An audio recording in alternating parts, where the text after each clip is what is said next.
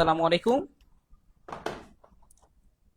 HSC batch 2025 যাদের যাদের পরিসংখ্যান বিষয়টি রয়েছে তারা একটু দ্রুত যুক্ত হয়ে যান এবং ক্লাসটি শেয়ার করে দিন।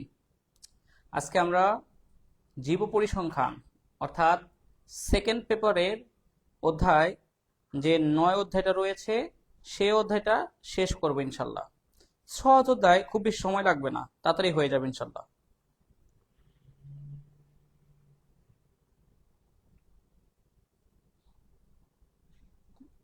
এই অধ্যায় থেকে বোর্ডে একটি সৃজনশীল থাকবে। আবারও বলছি, এই অধ্যায় থেকে বোর্ডে একটি মাত্র সিকিউ থাকবে। দেখি পরিসংখ্যান শিক্ষার্থী তো এমনিতেই কম থাকে, একটু খাতা কলম নিয়ে বসেন। হ্যাঁ, সবাই একটু কষ্ট করে খাতা কলম নিয়ে বসেন।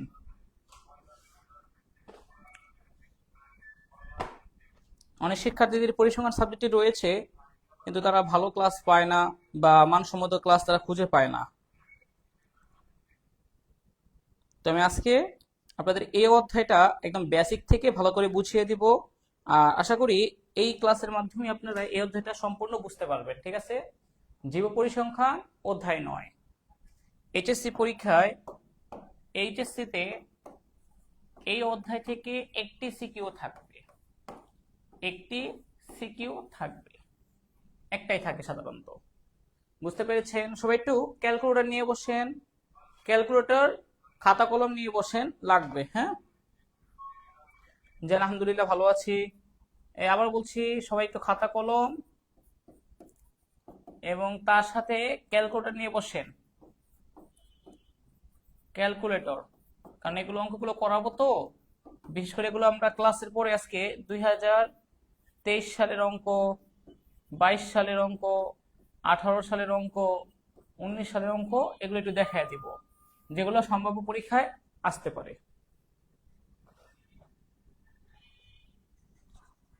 একটু তাড়াতাড়ি সবাই যুক্ত হয়ে যায়।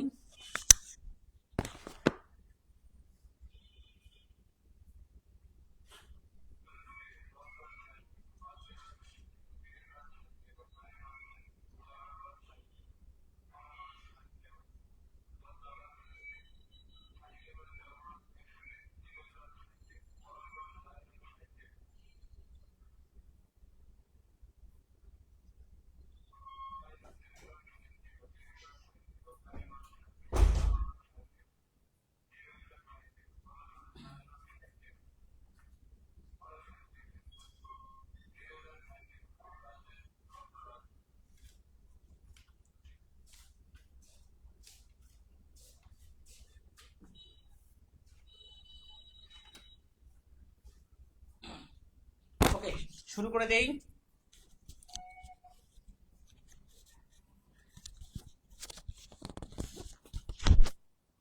প্রথমে দেখেন, এই অধ্যায়ে একটু বেসিক গুলো আগে বুঝে নেন।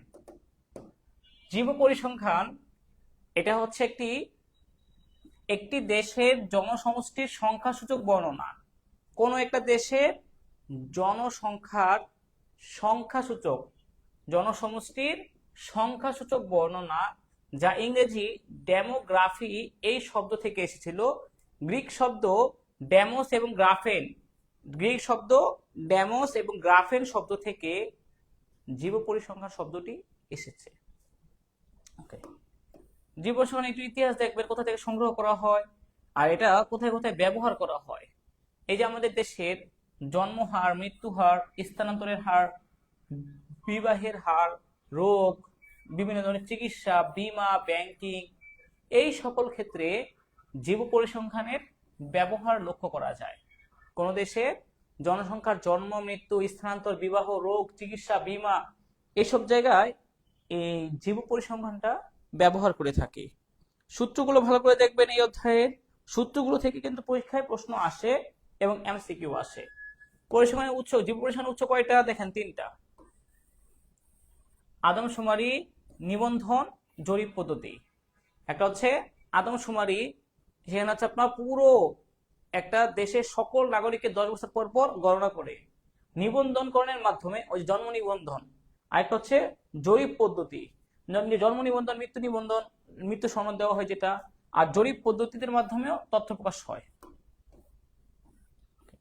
এটা দেখেন সূত্রগুলো। নির্ভরশীলতার অনুপাতের সূত্র কি?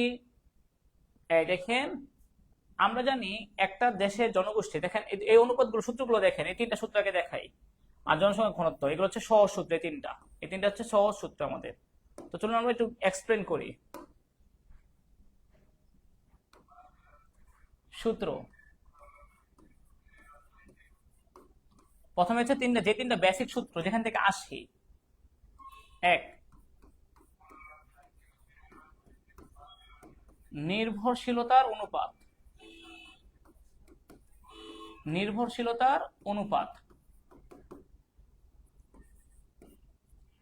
এরপর হচ্ছে আমাদের জনসংখ্যার ঘনত্ব, যেটা নারী পুরুষ অনুপাত বা লিঙ্গ অনুপাত বললেই হবে, লিঙ্গ অনুপাত তাইলেই হয়।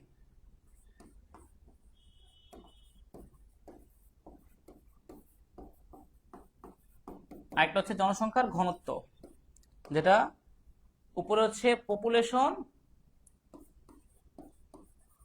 জনসংখ্যার ঘনত্ব। মানে জনসংখ্যার ঘনত্ব দ্বারা বোঝায় একটা এলাকার বা একটা শহরের বা একটা দেশের অঞ্চলের প্রতি বর্গ কিলোমিটারে কতজন লোক বসবাস করে। অর্থাৎ উপরে হচ্ছে আমাদের জনসংখ্যা, একটা দেশে যত জনসংখ্যা আছে, আর নিচে হচ্ছে আমাদের আয়তন। জনসংখ্যা হচ্ছে পি আর আয়তন হচ্ছে এরিয়া। ওকে, এরপরে দেখেন লিঙ্গ অনুপাতের সূত্র হচ্ছে উপরে পুরুষ নিচে নারী, এবং এটাকে 100 দিয়ে, অনুপাত যেহেতু 100 দিয়ে গুণ করতে হবে। ঠিক আছে, লিঙ্গ অনুপাত, এই তিনটা সূত্র থেকে পরীক্ষায় 100% আসবে, এটাই বুঝাইছি আমি। হ্যাঁ, আর সর্বশেষ যেটা নির্ভরশীলতার অনুপাত, সাধারণত ধরে নেওয়া হয় আমাদের পপুলেশন, যাদের লোক বয়স হচ্ছে 15 থেকে 64, তারা হচ্ছে নিজে কর্মক্ষম ধরে নেওয়া হয়। আর ধরে নেওয়া হয় 0 বছর থেকে 14 বছর যারা থাকে, তারা নিজেরা অন্যের উপর ডিপেন্ডেন্ট। যেমন হচ্ছে আপনার বাবা, তার উপর আপনার পরিবারের দাদা, নানি, দাদি, বাচ্চারা নির্ভরশীল। এই 0 থেকে 14 বছর পর্যন্ত প্লাস পপুলেশন 65 বছরের বেশি, 65 প্লাস, এই দুইটা যোগফল হচ্ছে উপরে, আর নিচে হচ্ছে আমাদের পপুলেশন 15 থেকে 64। এবার এগুলো দ্বারা কি বোঝায় একটু দেখেন। নির্ভরশীলতার অনুপাত দ্বারা বোঝা হয় দেশটি কতটা উন্নত।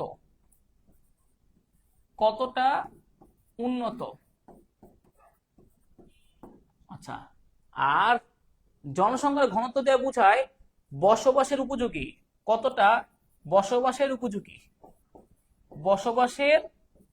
উপযোগী। সাধারণত শহর এলাকায় ঘনবসতি অনেক বেশি, যেমন ঢাকা শহরে সব জায়গায় গিজ গিজ গিজ করে মানুষ, এত পরিমাণ মানুষ। আর গ্রাম অঞ্চল দেখা যায় মানুষ একটু কম থাকে। তাহলে বসবাসের উপযোগী অনুপযোগী বের করা হয় জনসংখ্যার ঘনত্ব দিয়ে। আর আরেকটা হচ্ছে নির্ভরশীলতার অনুপাত, যে একটা দেশের কতজন লোক সংখ্যা অন্যের উপর নির্ভরশীল। নির্ভরশীলতার অনুপাত যত কম হবে তত বেশি উন্নত, আর জনসংখ্যার ঘনত্ব যত কম হবে তত বেশি ওই দেশ বসবাসের বা ওই অঞ্চলটা বসবাসের উপযোগী। কি হইলে ভালো? মনে রাখেন, কম হইলে ভালো, এটাও কম হইলে ভালো, আর এটা হলেও কম হইলে ভালো। আর এটা দ্বারা প্রকাশ করা হয় একটা দেশের প্রতি 100 জন পুরুষের কতজন নারী। 100 জনের বেশি নারী হইতে পারে, 100 জনের কম নারী হইতে পারে, মানে প্রতি একজন পুরুষের জন্য কয়জন নারী থাকে। এবং এখানে আপনার পরীক্ষায় আসবে এই তিনটা সূত্র থেকে, তা 100% গ্যারান্টি, কোনো মিস হবে না। হ্যাঁ, এখান থেকে একটা সূত্র থেকে একটা প্রশ্ন থাকবেই, এই তিনটা থেকে।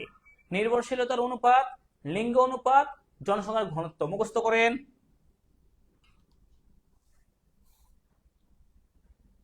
গাণিতিক প্রত্যাশা উপর একটা ক্লাস দিলে ভালো হয়। আচ্ছা, আমাদের সময় আছে তো আগে একটা করাই।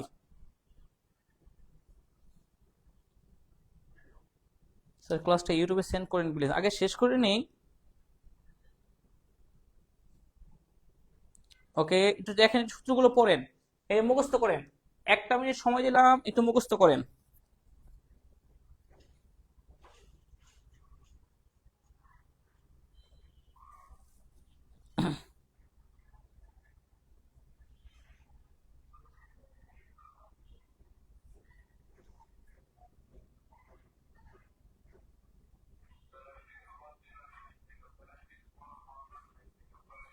সহজে সূত্রগুলো দেখেন। ওকে, এখান থেকে পরীক্ষা কিন্তু থাকবে, বারবার বলছি, পরীক্ষায় এখান থেকে থাকবে, এটা কোনো মিস হবে না।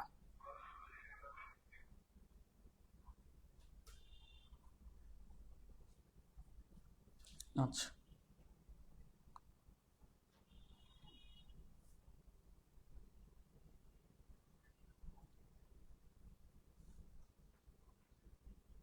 আচ্ছা ঠিক আছে, এরপর আসেন। নির্ভরশীলতা অনুপাত মানে হচ্ছে যাদের বয়স 14 বছরের কম আর 65 বছরের উপরে, তারা উপরে বসবে, কারণ তারা তো অন্যের উপর নির্ভরশীল। আর যাদের বয়সটা এইজ 15 থেকে 64 বছর, তাদের সংখ্যা নিচে। ধরেন আপনার এলাকায় 15 বছর থেকে 65 বছর লোক সংখ্যা আছে 2000, আপনার এলাকায় 0 থেকে 14 বছরের বাচ্চা আছে 1000, আর আপনার এলাকায় 65 বছরের উপরে বাচ্চা আছে হচ্ছে, বা বুড়া আছে হচ্ছে, মনে করেন 500। তাহলে 1000 যোগ 500 উপরে, আর নিচে হচ্ছে 15 থেকে 64 বছর, 2000 স্টুডেন্ট, 2000 লোক সংখ্যা। এটা অঙ্কের মাধ্যমে বুঝাই দিচ্ছি আমি, তাহলে আপনারা সহজে বুঝতে পারবেন। ওকে, এরপরে দেখেন জনসংখ্যা বৃদ্ধির হার। যদি আর এর মান দেওয়া থাকে, জনসংখ্যা বৃদ্ধির হার এটা হচ্ছে দ্বিগুণ কত বছর পরে হবে, 3 গুণ কত বছর পরে হবে। সূত্র এই যে এটা, দ্বিগুণ হওয়ার সূত্র, 3 গুণ হওয়ার সূত্র। এছাড়া আরো একটা সূত্র দেখা দিয়ে আপনাদের সুবিধা হবে। যেমন এই যে জনসংখ্যা বৃদ্ধির হার, ধরেন বাংলাদেশে 2025 সালে লোক সংখ্যা 17 কোটি, জনসংখ্যা বৃদ্ধির হার প্রশ্নে বলা আছে 1.25%। সাপোজ ধরেন এটা হচ্ছে আমাদের জনসংখ্যা বৃদ্ধির হার। এখন প্রশ্ন হচ্ছে কত বছর পরে বাংলাদেশে দ্বিগুণ জনসংখ্যা হবে। প্রশ্নটা দেখেন, ক দ্বিগুণ জনসংখ্যা হবে, দ্বিগুণ হবে মানে জনসংখ্যা বর্তমানে 17 কোটি আছে, কত বছরে 64 কোটি হবে। এটা বের করার সূত্রটা দেখেন, জাস্ট এরকম। উপরে জাস্ট নর্মালি ln বসাবেন, ঠিক আছে, ln। উপরে এই 17 কোটি কোনো কাজ নাই, উপরে বসাবেন কি ln2, আর নিচে হচ্ছে আপনার আর এর মানটা বসায় দিবেন, বাস, আর কিছু করতে হবে না। ln2 ভাগ আর এর মান 0.125, ওকে, 55 বছর। ওকে, আর এর মান আছে কত এখানে, ln2, ক্যালকুলেটর ln2 এর মান কত আসে, ln2 0.69, 0.6931। আর এর মান কত, এটা এটা উত্তর কত আসে, 0.06931 ভাগ 0.0125, 55 বছর। 55 বছর একটু বেশি, 0.069,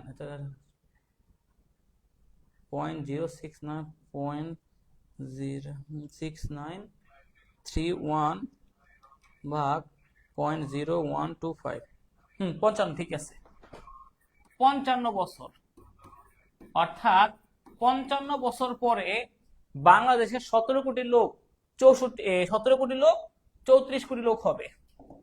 আবার এখন আমি বলবো কত বছর পরে 3 গুণ হবে,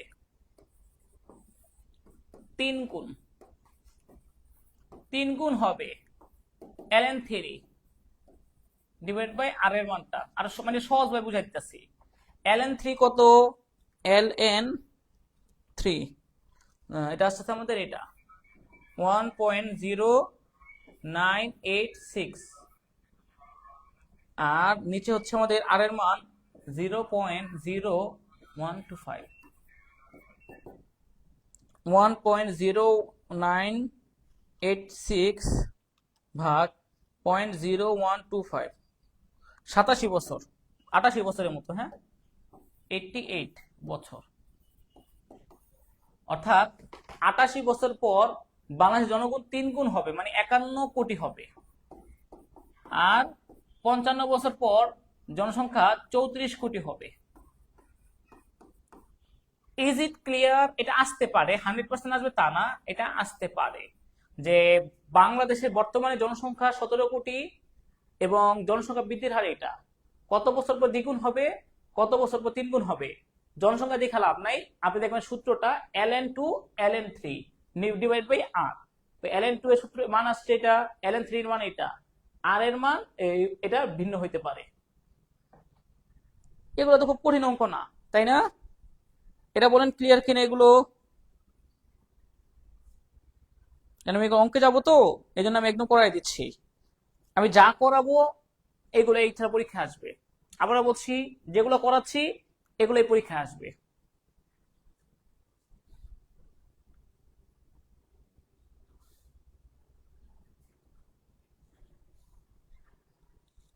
ওকে,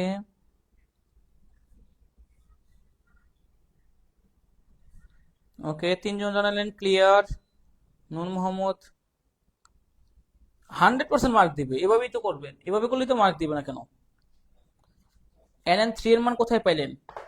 ln3 এর মান তো যে 3 গুণ হবে, ln3 দিয়ে ক্যালকুলেট করেন। এই যে আমি ক্যালকুলেট করছি, আপনার লগের পাশে তো থাকে, লগের পাশে তো ln3 ইজ ইকুয়াল টু শেষ যেটা আসে।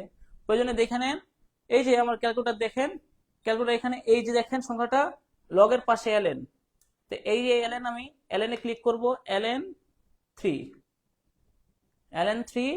সমান সমান এটা আসতেছে আমার ভাগ আর এর মান 0.0125। ওকে, এই যে 87.88 বছর। এটা তো আসলে কঠিন কিছু না, ক্যালকুলেটর দিয়ে করবেন এটা। ওকে, আশা করি বুঝতে পারছেন। আমি তো ক্যালকুলেটর দিয়ে দেখাই দিলাম। এবার এরপরে আসি আমরা, তারপরে এছাড়া আছে অশোধিত জন্মহার, সাধারণ প্রজনন হার। অশোধিত জন্মহার উপরে হচ্ছে বার্থ, নিচে পপুলেশন। কত শিশু জন্মগ্রহণ করছে, প্রতি 1000 শিশুর মধ্যে কতজন শিশু জন্মগ্রহণ করছে, আর মোট জনসংখ্যা। অশোধিত জন্মহার, অশোধিত মৃত্যু হার, আর সাধারণ প্রজনন হার। এই তিনটা দেখেন, এই দুটো দেখেন, এই দুটো একই রকম একটা। অশোধিত জন্মহার, অশোধিত মৃত্যু হার। জন্মহারের সূত্র কি? এই যে অশোধিত, যেটা মানে মোট জনসংখ্যার মধ্যে মোট জনসংখ্যা কতজন জন্মগ্রহণ করছে, মোট জনসংখ্যা কতজন মৃত্যুবরণ করছে, ক্রুয়েট বার্থ রেট, ক্রুয়েট ডেথ রেট।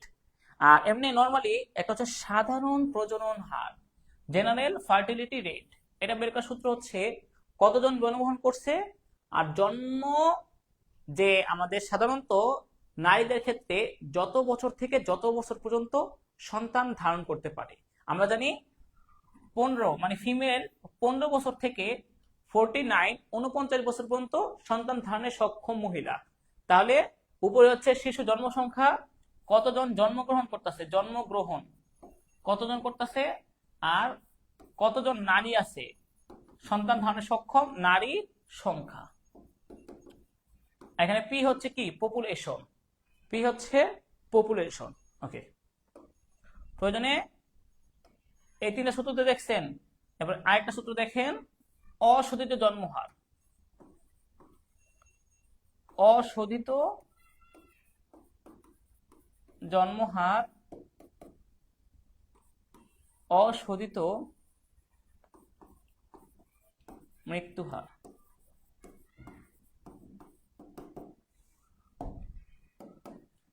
অশোধিত জন্মহার উপরে বার্থ, অশোধিত মৃত্যুহার উপরে ডেথ, নিচে পপুলেশন, নিচে পপুলেশন। বার্থ মানে জন্মগ্রহণ, আর ডেথ মানে মৃত্যুবরণ। এছাড়া আরেকটা সূত্র বলছি যে সাধারণ প্রজনন হার, সাধারণ প্রজনন হার, এই যে এই সূত্রটা, সাধারণ প্রজনন হার সূত্র কি, উপরে হচ্ছে আমাদের কতজন শিশু জন্মগ্রহণ করলো আর নিচে ফিমেলদের বয়স যাদের 15 থেকে 49 এর সংখ্যা, ঠিক আছে, যাদের 15 থেকে 49 বছর বয়স। আর ওই যে প্রতি 1000 প্রতি বের করে, তো এই জন্য 100 দা গুণ করে দেয়, 1000 দা গুণ করে দেয়, 1000 প্রতি বের করে, বাস। এই তিনটা সূত্র একটু ক্লিয়ার করে নেন, আমরা তারপরে অঙ্ক করাবো, পরীক্ষায় কেমন আসে দেখাবো আমি। এইটুকু সূত্র ক্লিয়ার করে নেন, আর লাগবে না। প্রথমে 3টা দেখাইলাম, পরে একটা, এখন আবার 3টা। স্যার পিডিএফটা দিয়ে, আচ্ছা ক্লাস শেষ হয়ে নেক।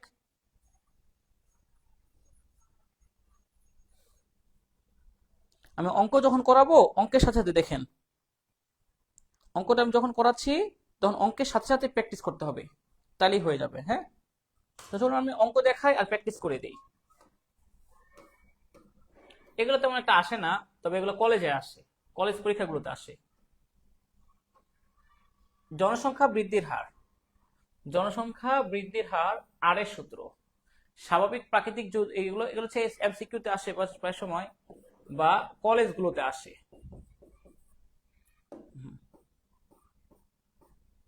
ওকে, একটা উদাহরণ দিছি, আর পরীক্ষা এটার বাসায় প্র্যাকটিস করেন। আর এগুলো কিছু এমসিকিউ কেমন আসতে পারে এরকম আমি ওই অঙ্ক করাই, তাহলে আপনাদের বুঝতে সুবিধা হবে। এই দেখেন অঙ্ক, প্রশ্ন দেখেন, এইচএসসি পরীক্ষা কি হবে, এক্সামে কিভাবে আসে, এক্সাম, এই এক্সাম গুলো সমাধান করে তাহলেই হবে। উদ্দীপকের দেশ বি এর জন্য লিঙ্গ অনুপাত বের করো। দেখেন, দেশ এ, দেশ বি, এ দেশের আয়তন 16,000 স্কোয়ার কিলোমিটার, বর্গ কিলোমিটার, আর বি দেশের আয়তন 17,000 বর্গ কিলোমিটার। জনসংখ্যা, এ দেশের জনসংখ্যা, বি দেশের জনসংখ্যা।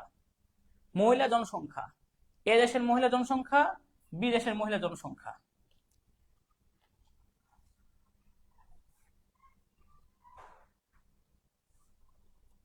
এটা হচ্ছে পরিসংখ্যান সেকেন্ড পেপারে ক্লাস। আচ্ছা, ওকে, এখানে কত বলছে কি, বি এর জন্য লিঙ্গ অনুপাত বের করতে, অর্থাৎ উপরে হচ্ছে পুরুষের সংখ্যা, নিচে মহিলার সংখ্যা। একক, দশক, শতক, হাজার, অযুত, লক্ষ, নিযুত, কোটি, 2 কোটি 15। আচ্ছা, 2 কোটি 15 আর 1 লক্ষ কোটি 20 হচ্ছে মহিলা। ওকে, তাহলে লিঙ্গ অনুপাতের সূত্র কি,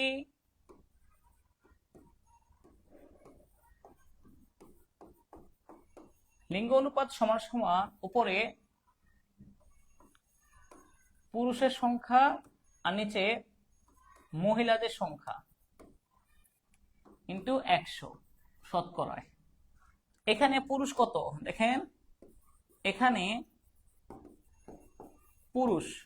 পুরুষের সংখ্যা বের করবেন কিভাবে, মোট জনসংখ্যা যত দেওয়া আছে সেখান থেকে বাই করবে মাইনাস নারীর সংখ্যা, তাইলেই হবে। মোট জনসংখ্যা দেওয়া আছে 2 কোটি 15 লক্ষ, মাইনাস নারীর সংখ্যা প্রশ্নে দেওয়া আছে 1 কোটি 20 লক্ষ। 2 কোটি 15 লক্ষ মাইনাস 1 কোটি 20 লক্ষ। ওকে, তাহলে আছে 95 লক্ষ। এটা হচ্ছে আমাদের পুরুষের জনসংখ্যা, এটা হচ্ছে আমাদের পুরুষের জনসংখ্যা। তাহলে আমি সূত্র বসায় করি।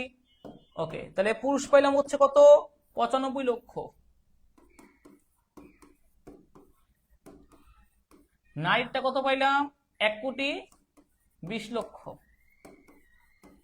ইন্টু 100। তাহলে উত্তরটা কত আসে দেখেন তো, 95 লক্ষ ভাগ 1 কোটি 20 লক্ষ ইন্টু 100, 79.17।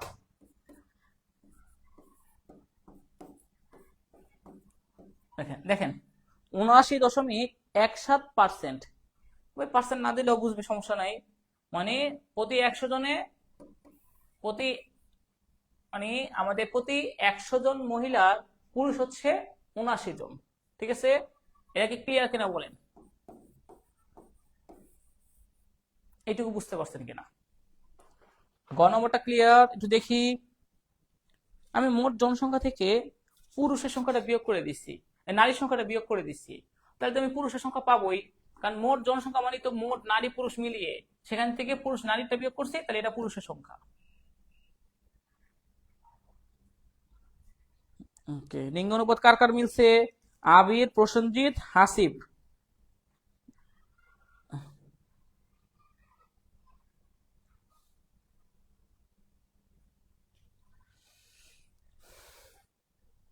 ওকে ওকে, শেষ। এরপরে বলছি কি দেখেন, এরপরে বলছে এ ও বি এর মধ্যে কোন দেশ বসবাসের জন্য বেশি উপযুক্ত?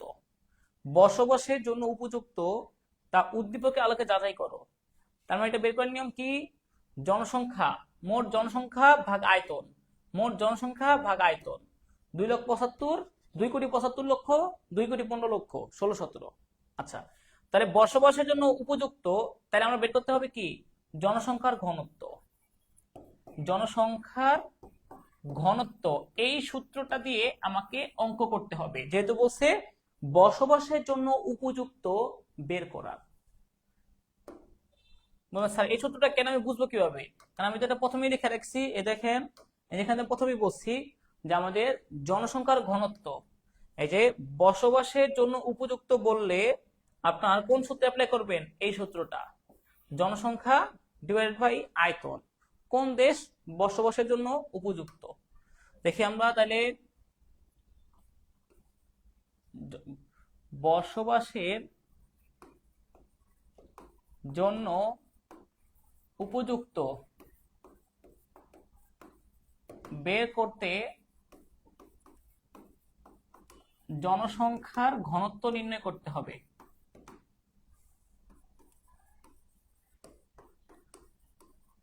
নির্ণয় করতে হবে। তো জনসংখ্যার ঘনত্বের সূত্র কি?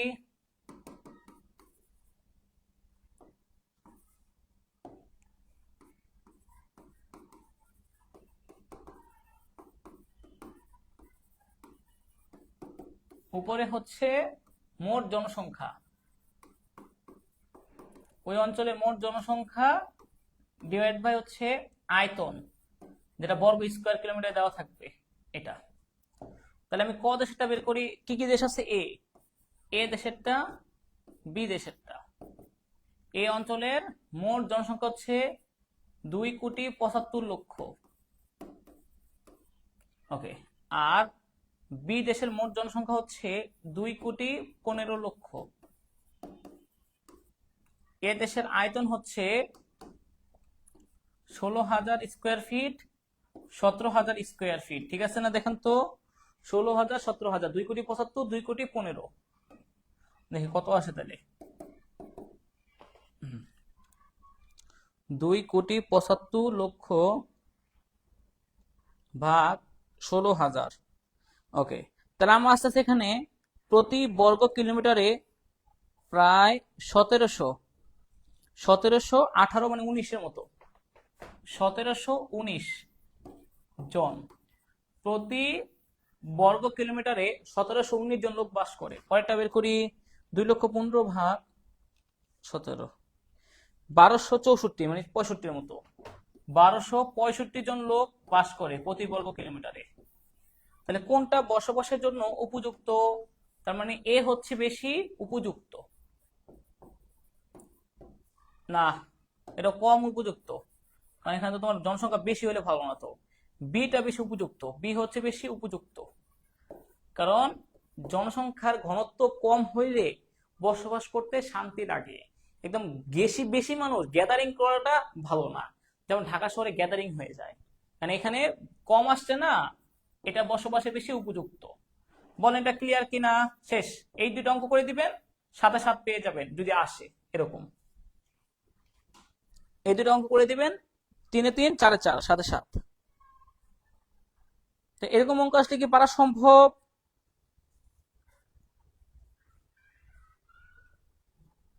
আমাকে একটু কষ্ট করে জানান যে এরকম অঙ্ক আসলে কি পারবেন কিনা সবাই। এটা হচ্ছে স্ট্যাটিস্টিক্স সাবজেক্ট, স্ট্যাটিস্টিক্স। হ্যাঁ, আবির হোসেন আগে উত্তর দিয়ে দিছেন, প্রসেনজিৎ বিএম আগে উত্তর দিয়ে দিছেন, তার মানে এগুলো আসলে পারা যাবে, যে নিশ্চিত পারবো ইনশাল্লাহ।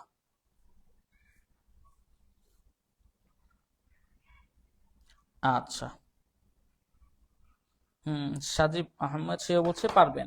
আচ্ছা, তাহলে আমরা পরের অঙ্কে যাই, একটা অঙ্ক শেষ। ওকে, এই অঙ্কটা দেখেন সবাই একটু কষ্ট করে। এটা নির্ভরশীলতার অনুপাত, তাই না? অনেকে যা বুঝতে পারতেছিলেন না, দেখেন পাবনা আর বগুড়া জেলা। প্রশ্ন কি বলছে? বগুড়া জেলার জনসংখ্যার ঘনত্ব নির্ণয় করো। ওকে, জনসংখ্যার ঘনত্বের সূত্র কি? মাত্র যেটা করছি আমরা, উপরে হচ্ছে মোট জনসংখ্যা, নিচে হচ্ছে আয়তন বর্গ কিলোমিটারে, তাই না? দেখেন তাহলে, দেখেন উপরে মোট জনসংখ্যা।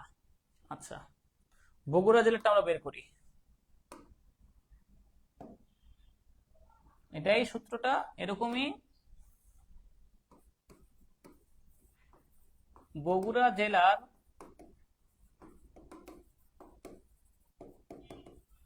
জনসংখ্যার ঘনত্ব, সূত্র কি? মোট জনসংখ্যা ডিভাইড বাই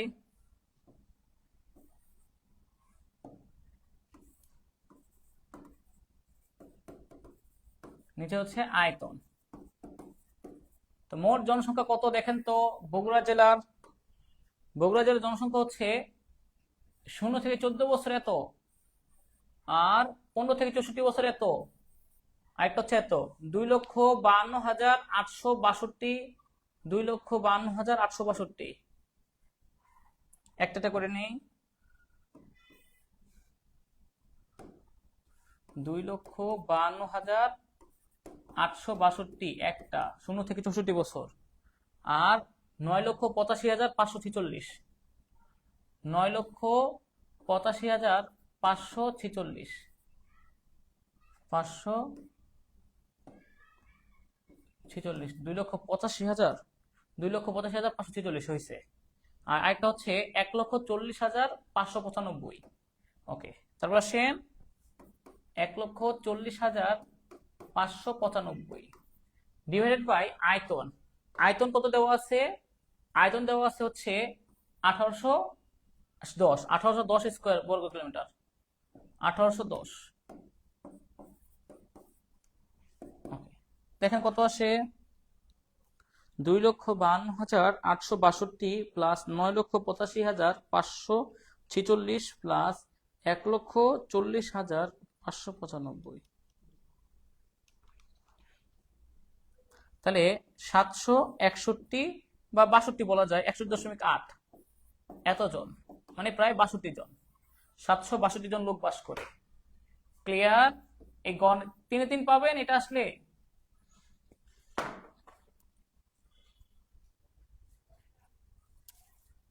এটা আসলে 3 পাওয়া সম্ভব। ইয়েস।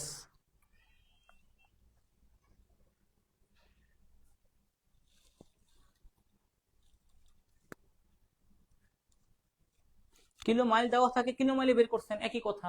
কিলো মাইল হইতো, এটা এত কিছুই নেই, তখন আমার তো প্রতি বর্গ মাইলে এতজন লোক বাস করে, বর্গ কিলোমিটার এতজন লোক বাস করে, বর্গ মাইলে এত কিলোমিটার লোক বাস করে, একই কথা, এটা কোনো সমস্যা নাই। আপনি মাইলে বের করছেন, মাইলে বের করবেন, কোনো সমস্যা নাই, যদি প্রশ্ন দেওয়া থাকে মাইলে, একই কথা। ওকে, নির্ভরশীলতার অনুপাত নির্ণয় করো। কোন জেলার অর্থনৈতিক অবস্থা বেশি সমৃদ্ধ? যে জেলার অর্থনৈতিক অবস্থা বেশি সমৃদ্ধ, চলুন আমরা দেখি। একটা হচ্ছে পাবনা, একটা হচ্ছে বগুড়া।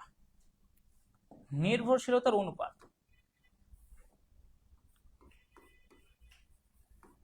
নির্ভরশীলতার অনুপাত এর সূত্র কি? পিপল 0 থেকে 14 বছর উপরে থাকবে প্লাস পিপল 65 বছরের উপরে থাকবে, আর নিচে হচ্ছে পিপল যাদের লোক সংখ্যার বয়স 15 থেকে 64 তারা নিচে থাকবে। আচ্ছা, এরপর আসেন নির্ভরশীলতার অনুপাতের সূত্র। একটা হচ্ছে পাবনা জেলারটা বের করব,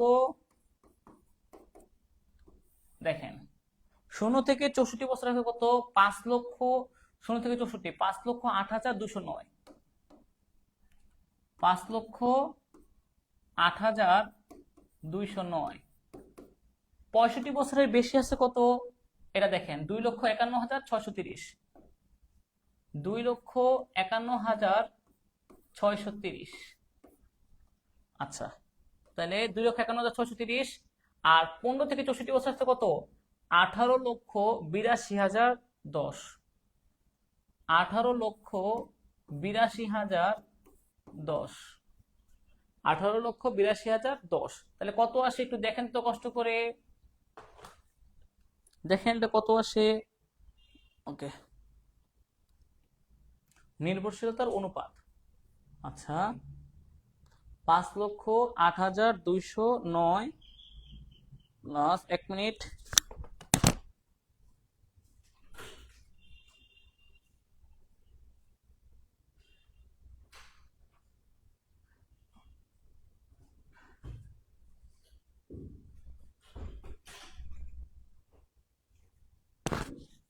ওকে।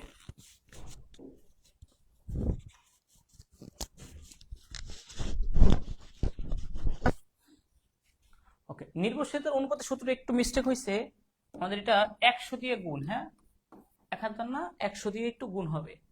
প্রথম পৃষ্ঠা আসি, এটা নির্ভরশীলতার অনুপাতের গুণটা কি হবে, লাস্ট ওই লাস্টে 100 দিয়ে গুণ, মানে পার্সেন্টেজ বের করবে, এই জন্য।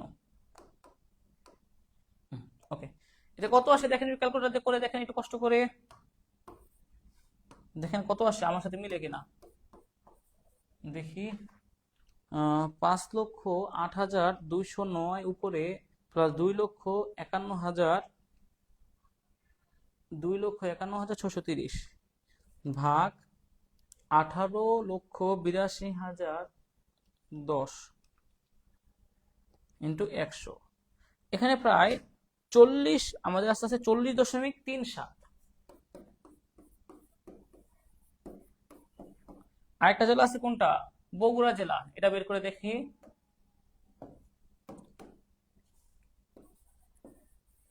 বগুড়া জেলায় আগে দেখি 0 থেকে 14 বছর আছে কত, 2,52,862।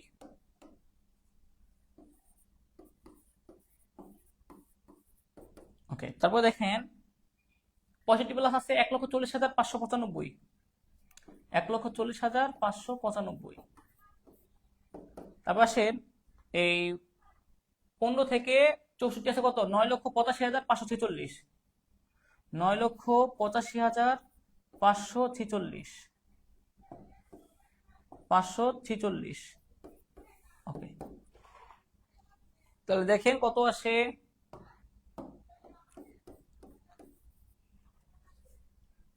2,52,862 প্লাস 1,40,595 ভাগ 9,85,546। 2,52,862 যোগ 1,40,595 ভাগ 9,85,546 ইন্টু 100। তা আমার আসছে সেটা 39.92। ওকে, 92%। তাহলে আমি দেখতেছি এটার চাইতে এটা একটু উন্নত দেশ, উন্নত শহর, উন্নত, কারণ নির্ভরশীলতার অনুপাত কম। কাছাকাছি যদিও, তবে এটা একটু কম। পাবনা থেকে বগুড়া জেলা উন্নত। একটু কষ্ট করে জানাবেন, is it clear to you or not.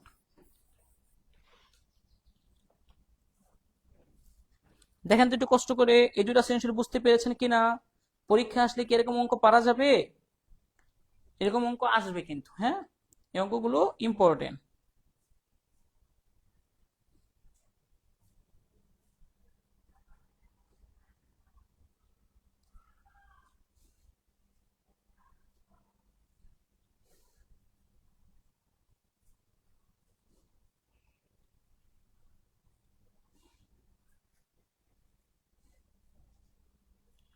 ওকে, তারপর আসি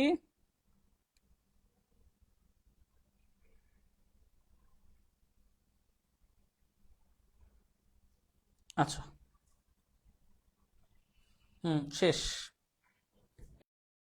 1,47,570 বর্গ কিলোমিটার বাংলাদেশের আয়তন, কিন্তু জনসংখ্যা দেশের আদমশুমারি অনুযায়ী 14,97,72,364 জন। পুরুষের সংখ্যা এতজন। জনসংখ্যা বৃদ্ধির হার কত? 1.34%। বিশ্লেষকের ধারণা জনসংখ্যা দ্বিগুণ হতে 50 বছর সময় লাগবে। ঠিক আছে, বলছে কি জনসংখ্যার ঘনত্ব ও লিঙ্গ অনুপাত নির্ণয় করো, দুইটাই। জনসংখ্যার ঘনত্ব বের করতে বলছে, লিঙ্গ অনুপাত বের করতে বলছে। তা আমাদের জনসংখ্যার ঘনত্বের সূত্র কি? ওকে, আমি করেই দেখাচ্ছি। এটা আসছে কত সালে? 18 সালে আসছে।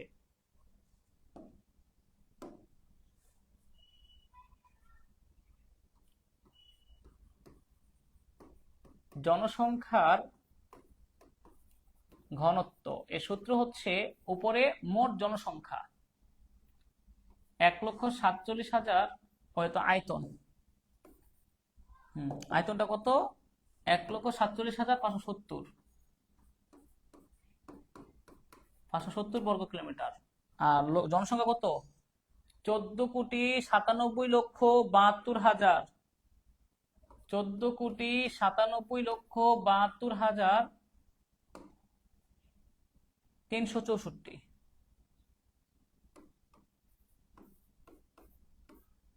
তা দেখেন কত আসে। আর আরেকটা হচ্ছে লিঙ্গ অনুপাত।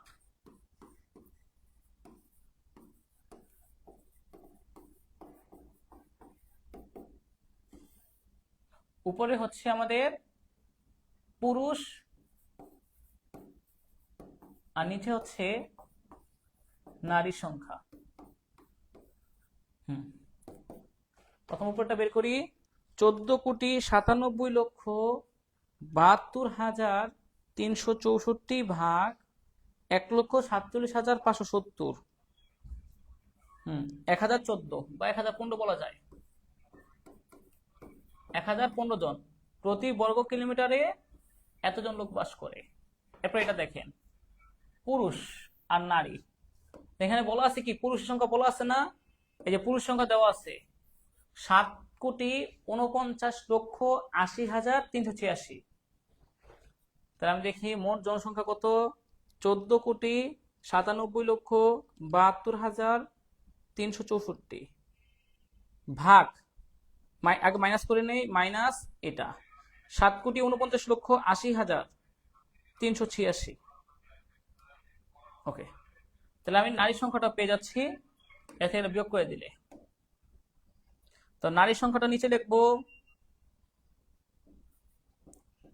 7,47,91,978।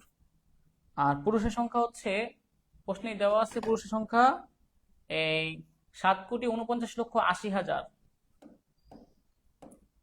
7,49,80,364 ইন্টু 100। দেখেন তো কত আসে। এটা হচ্ছে 18 সালের অঙ্কটা।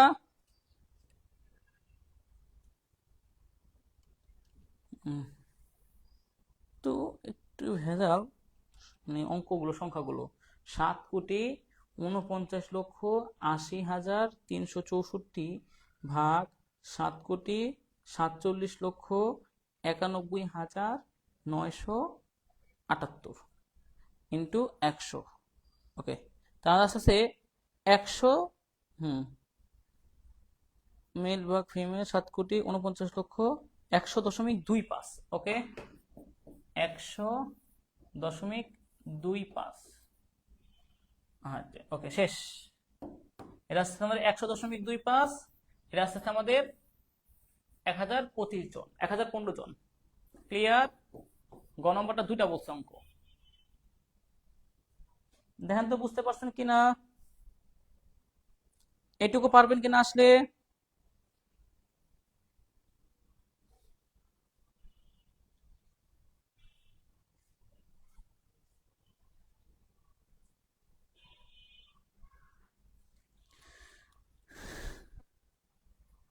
ওকে, এরপরে আসি।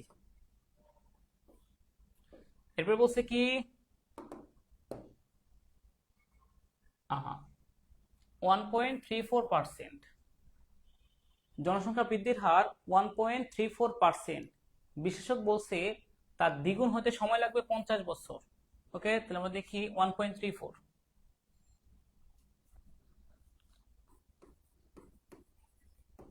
জনসংখ্যা বৃদ্ধির হার 1.34%। আচ্ছা, তো এখন যেটা করবেন, সুতরাং দ্বিগুণ হবে ln2 divided by r। ln2 এর মান কত?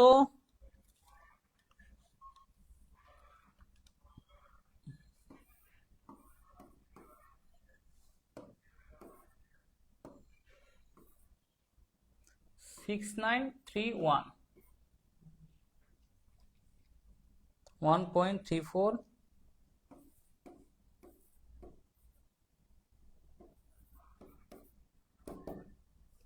0.6931 ভাগ 0.0134,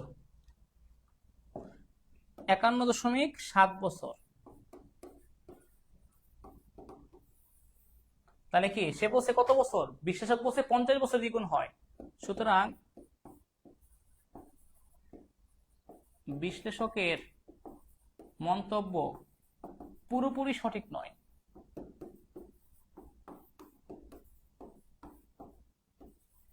সঠিক নয়। আবারও বলছি, বিশ্লেষকের মন্তব্য পুরোপুরি সঠিক নয়, কারণ এখানে লাগতেছে 51 বছর আরো 7। ক্লিয়ার? এই যে প্রশ্নটা, যে এখানে জনসংখ্যা যত থাকুক বৃদ্ধির হার হচ্ছে 1.34, বলছে সে বলছে যে বিশ্লেষক বলছে 50 বছর সময় লাগবে, লাগতেছে হচ্ছে 51.7 বছর। তো 100% তো সত্য মিলে নেয় তার কথাটা।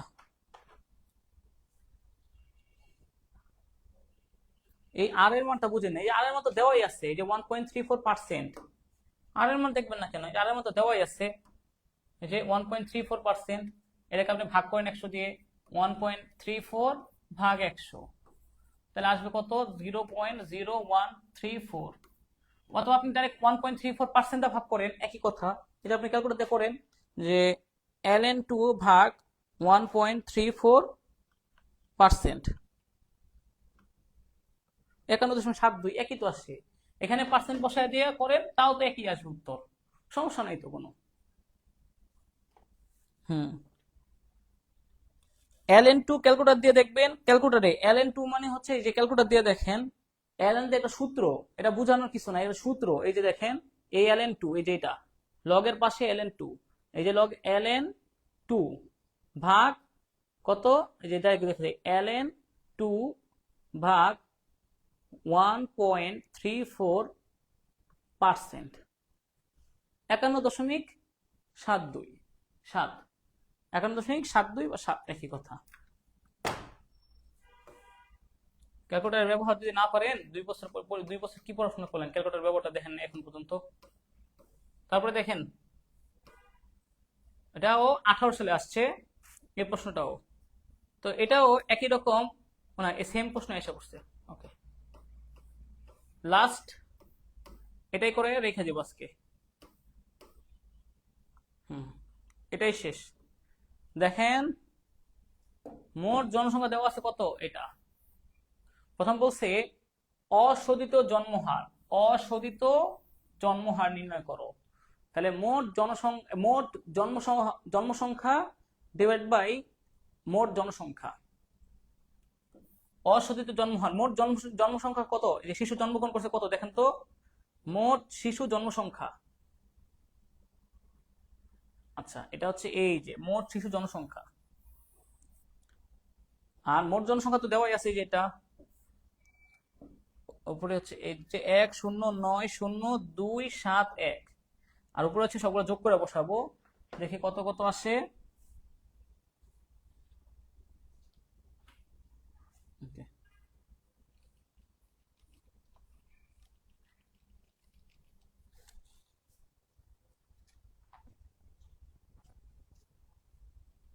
মোট শিশু জন্ম করছে 5214 প্লাস 8000, 8462 প্লাস এই যে 4123 প্লাস পরে 3262 প্লাস পরেরটা হচ্ছে 2118 প্লাস পরেরটা হচ্ছে 697 প্লাস লাস্টেরটা হচ্ছে 423, 24299।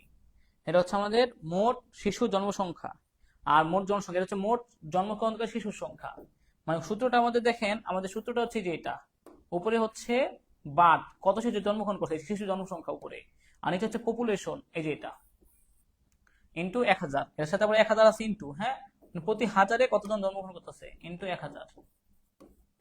দেখি কত আসছে, 24,299 ভাগ 1090271 ইন্টু 1000, আমাদের আসছে 22.28, 22.28।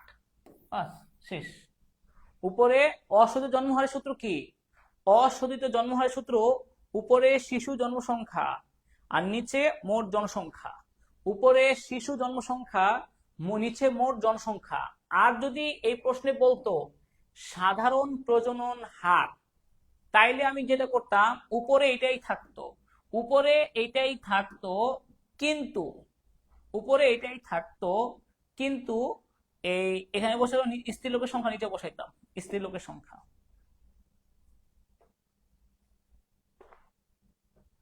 ওকে, আচ্ছা, এরপরে দেখেন পরের ঘতে কি বলছে, লাস্ট সাধারণ প্রজনন হার মোট প্রজনন হার একই, এইটাই আমাদের একটু বের করতে হবে। একটা হচ্ছে সাধারণ প্রজনন হার আর একটা হচ্ছে মোট প্রজনন হার, এই দুটো আমাদের একটু বের করে নিতে হবে, একটু সারণী করতে হবে বড় করে, এটাই সবচেয়ে কঠিন আসছিল। হ্যাঁ, সাধারণ প্রজনন হার আর মোট প্রজনন হার একই। সাধারণ প্রজনন হার আমরা এখন যেটা বের করছি সেটা হচ্ছে অশোধিত জন্মহার। এবার আসি ঘ নম্বর, সাধারণ জেনারেল ফার্টিলিটি রেট, প্রজনন হার। উপরে হচ্ছে বার্থ আর নিচে হচ্ছে ফিমেল, স্ত্রীলোক 15 থেকে 49 বছরের সব, তাইলেই হবে, এবং তার সাথে 1000 ক্যালকুলেট করে দেখেন কত আসে। আগে আমরা দেখি,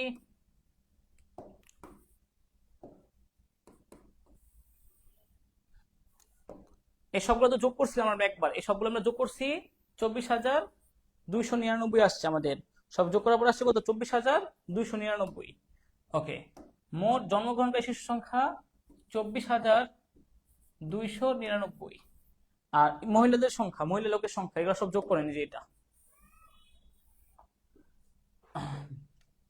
78,000 plus 67,000 plus 58,000 plus 54,000 plus 56,000 plus 60,000 plus 53,000,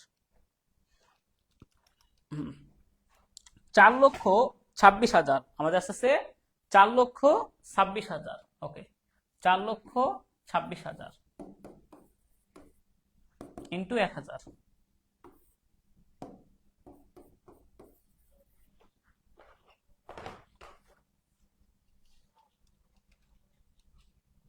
চার লক্ষ 26,000,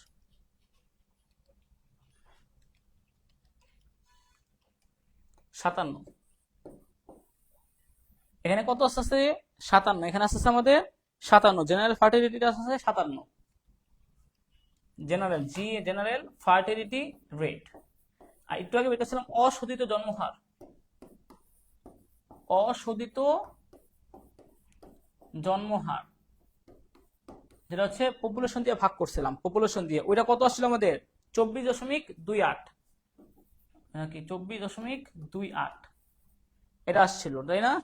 না সরি, ভুল হয়েছে, 22.28 আসছিল, 22, একটু আগে যেটা করছিলাম 22.28। ঘ নম্বরটা খুব দ্রুতই পারবেন, ঘ নম্বর একটু করছি, ঘ নম্বর আরেকটু আছে, ওইটা করলেই শেষ আমাদের। মোট প্রজনন হার, এটা বের করতে গেলে একটু সূত্র লাগবে, সময় লাগবে। হ্যাঁ, মোট প্রজনন হার, এটা একটু ভালো করে দেখেন, একটু সময় লাগবে।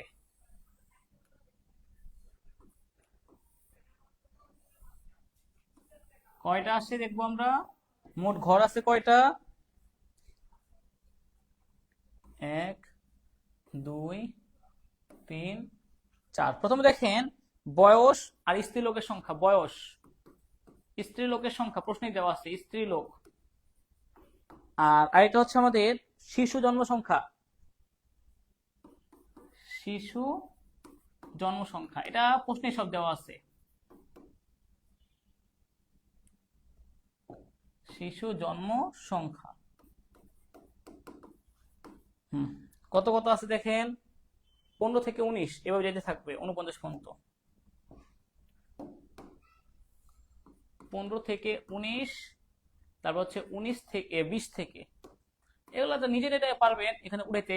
20 থেকে 24, 25 থেকে 29, 30 থেকে 34, 35 থেকে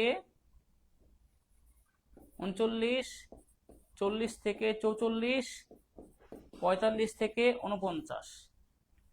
স্ত্রী লোকের সংখ্যা 78, 67, 58, 78,000, 67,000, 58,000।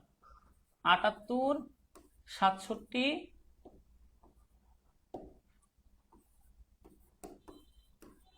58, 78, 67, 58, 54, 56, 60, 53, 54, 56, 60, 53। আর 5214, 8462 জনসংখ্যা। 5214, 8462। পরেরটা হচ্ছে 4123, 4123। তারপরটা হচ্ছে 3262, 3262। এরপরটা হচ্ছে 2118, 118। এরপরটা হচ্ছে 697। আর সর্বশেষ হচ্ছে 423। এই হচ্ছে আমাদের শিশু জনসংখ্যা। এখন লাস্টের ঘরটা হচ্ছে আমাদের যে আমরা ASFI, যেটা বিআই ভাগ, এটা আপনার বিআই ভাগ এফআই। বিআই মানে এফআই ইন্টু কত আসে আমরা দেখি, তাহলে আমরা পেয়ে যাব প্রত্যেকটা। এটাকে এটা ভাগ করবেন, এটা উপরে এটা নিচে। 5214 ভাগ 78,000 ইন্টু 100, 6.68, 6.6846। ঠিক আছে, 6.68। এখানে 1000, 1000 লিখে নেই না, 100 লিখে ফেলছি। আচ্ছা, 6.68, 6.668, এইটুকুই রাখে। তারপর দেখি এটা, এরপর এটা উপরে এটা নিচে। 8462 ভাগ 67,000 ইন্টু 1000, 126, 29। তারপরটা দেখেন, তারপরে হচ্ছে 4100, এটা উপরে এটা নিচে। 4123 ভাগ 58,000 এত ইন্টু 1000, তাহলে 71। তারপরে হচ্ছে 3262 ভাগ 54,000 ইন্টু 1000, 60.64, 60.4। 2118 ভাগ 56,000 ইন্টু 1000, 37.8। 697 ভাগ 60,000 ইন্টু 1000, 11.61। আর লাস্টে 423 ভাগ 53,000 ইন্টু 1000, 7.98।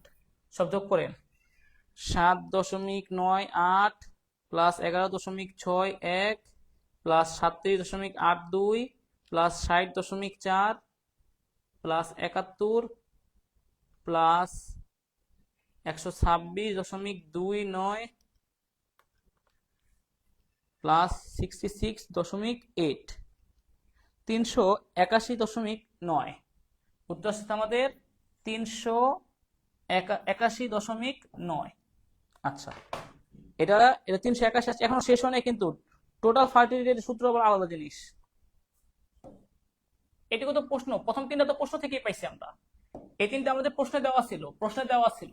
পরে এটা ভাগে এটা গুণ 1000, এটা ভাগে এটা গুণ 1000, এটা ভাগে এটা গুণ 1000, এটা ভাগে এটা গুণ 1000, এটা ভাগে এটা গুণ 1000, এটা ভাগে এটা গুণ 1000, এটা ভাগে এটা গুণ 1000।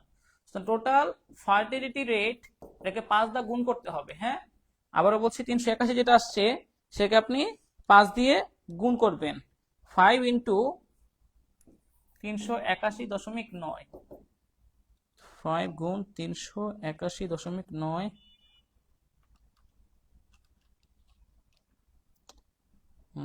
1909.5। ওকে, আগে কত আসছিল আমাদের?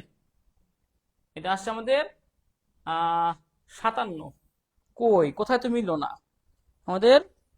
এটা তো দুটা এক নয়, যথার্থ ছিল না। একটা আছে 57, একটা আসছে আমাদের 57, 57 আসছে একটা আগেরটা সাধারণ প্রজনন হার। আর এটা আসছে আমাদের 1909.5।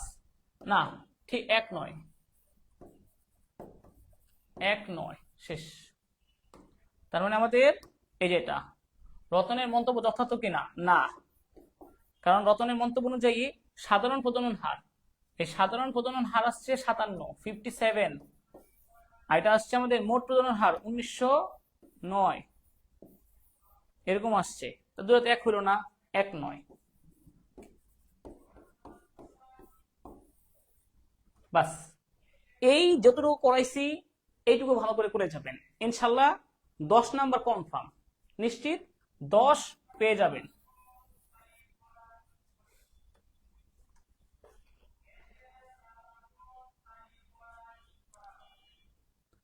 টোটাল ফার্টিলিটি রেট, জাস্ট আপনি টোটাল ফার্টিলিটি যেটা করছি আমি একটু আরেকবার দেখেন। আমি প্রথমে এই সংখ্যা এই কলমটা লিখছি, পরে এই কলমটা লিখছি, পরে এই কলমটা করছি।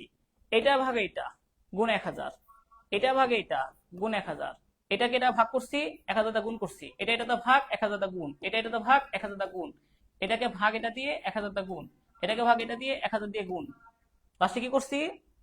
এগুলো সব যোগ করছি, যোগ করার পরে 5 দিয়ে গুণ করে দিছি, শেষ। এইটুকুই। এটা ভাগে এটা 1000 দা গুণ, এটা ভাগে এটা 1000 দা গুণ, এটাই আমি করছি সারণীতে। এইটুকু বোঝার অ্যাবিলিটি নিশ্চয় হয়েছে পরিসংখ্যান যেহেতু করতেছেন, ফার্স্ট পেপার করছেন, যে এটাকে এটা ভাগ করছি 1000 দা গুণ করছি এই সূত্র অনুযায়ী, করার পরে যোগ করছি, এটাকে 5 দা গুণ করে দিচ্ছি, শেষ। সূত্র হচ্ছে এটা।